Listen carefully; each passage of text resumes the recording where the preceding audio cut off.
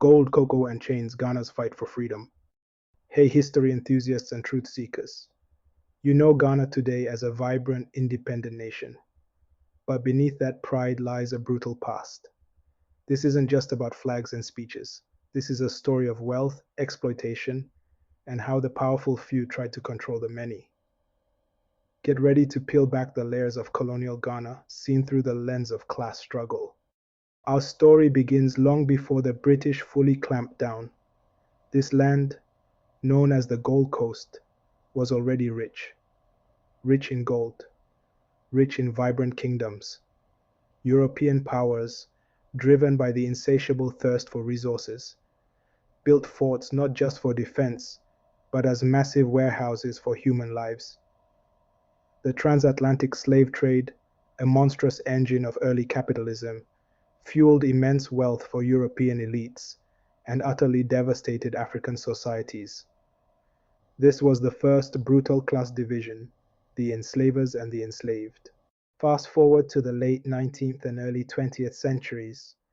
The British, having abolished the slave trade, after profiting immensely, mind you, now wanted something else from the Gold Coast, raw materials for their booming industries back home. Gold was still king, but a new golden crop emerged: cocoa. Suddenly, the land itself became the primary means of production that the British aimed to control. The colonial administration wasn't just about flags and governors. It was a sophisticated system of economic extraction. They introduced cash crops like cocoa, forcing local farmers into a global capitalist system. They imposed taxes, pushing people into wage labor in mines, on plantations, or building roads and railways for colonial interests. This created new, stark class lines: the British colonial administrators and European merchants at the top, followed by a small emerging African elite who often collaborated with the colonial powers, and then the vast majority, the African working class and peasantry, whose labor powered the entire colonial enterprise. And who felt the brunt of this? The ordinary people. The men toiled in the gold mines, facing brutal conditions and low wages, extracting wealth that went straight to London. The farmers, now reliant on fluctuating global prices for cocoa, are often pushed into debt.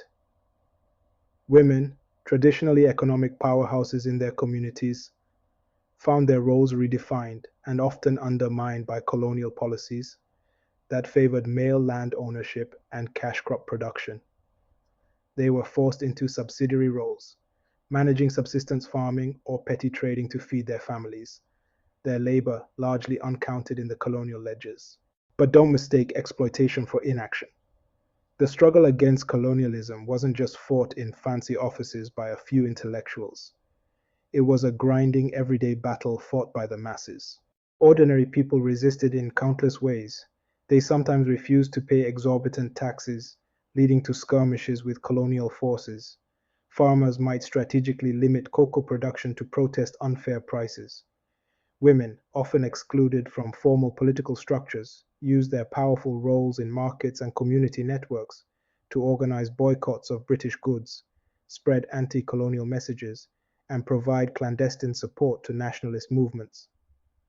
Their collective economic power, though often overlooked, was a potent weapon against the colonial economic machine. And the youth? They were on the front lines. Educated youth exposed to ideas of self-determination became critical thinkers. Unemployed youth, fed up with lack of opportunity in their own land, became radicalized. They organized protests, disseminated information, and formed the backbone of burgeoning nationalist movements. They dared to imagine a future free from colonial shackles. The post-World War II era truly ignited the independence movement. The returning soldiers, the growing urban working class, and the frustrated cocoa farmers all felt the pinch of colonial oppression more acutely. The existing class divisions, exacerbated by the colonial system, created fertile ground for widespread discontent. Leaders like Kwame Nkrumah, himself a product of this struggle, tapped into this collective frustration. When the colonial police opened fire on unarmed ex-servicemen protesting for their pensions in 1948, It wasn't just an incident, it was a spark. The ensuing riots saw the urban working class, the market women, and the unemployed youth rise in defiance across Accra and other cities. This wasn't a planned revolution from the top. It was a spontaneous outburst of class anger against economic hardship and colonial brutality. This proved the power of the ordinary person. This mass mobilization, driven by the everyday struggles of the working people and farmers, gave the nationalist movement its unstoppable momentum. It forced the British hand. In 1957, after years of intense political and social struggle, the Gold Coast became Ghana, the first sub-Saharan African nation to gain independence. But independence wasn't the end of the class struggle. The legacy of colonial economic structures, the reliance on raw materials, and the inherited class divide continue to shape Ghana today. However, the story of Ghana's independence is a powerful testament to the fact that change isn't just decreed from above. It's built from the ground up, fueled by the relentless spirit of ordinary people, by the unyielding resistance of women, and by the fervent hope of youth for a better future.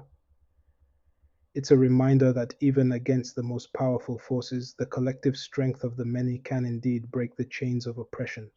If we want to understand Ghana today, we must remember the class struggles of its past and the ordinary people who dared to rise.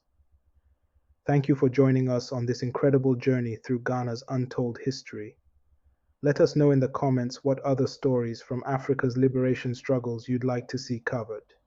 Don't forget to like, share, and subscribe to Untold Africa for more stories where ordinary people make extraordinary history, and as we continue to explore the stories that shaped Africa's past and future. Together, let's celebrate the legacies that define us. Until next time, stay critical and keep questioning.